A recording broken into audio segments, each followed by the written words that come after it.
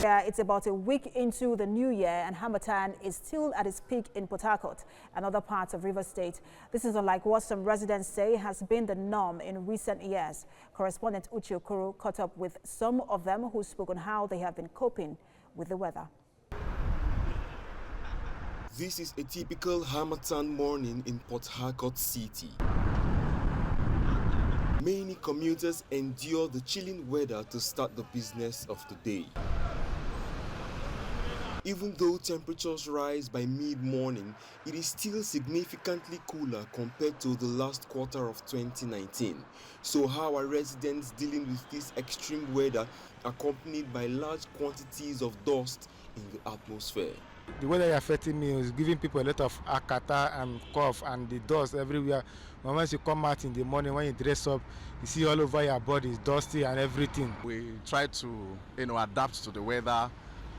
Get yourself suited in the house, lock up your windows, and then wait for a coming change of the weather. It is different strokes for different folks, as some persons see nothing unusual about the weather in the city. As someone who grew up in the north, I don't see the weather in Port Harcourt as harsh when compared to north.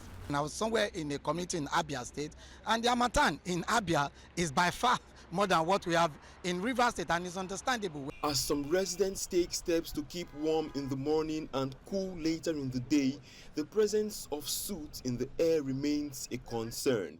It's been almost 4 years with no solution in sight to this latest sign of air pollution in Rivers State. I don't think the soot left, but because we were in the rainy season that time, the rain tends to douse and bring down a lot of things. The dust is down, and so you don't feel the effect of the soot that much.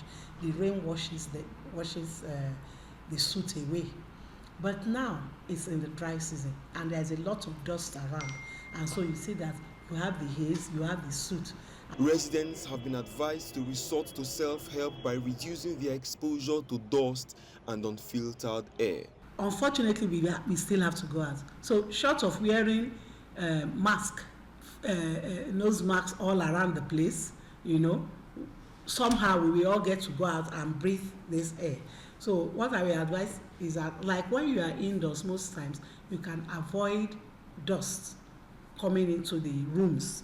There is division among some residents as to the severity of the Harmattan, but one thing everyone seems to agree upon is the fact that whatever the situation is has been made worse by the presence of soot.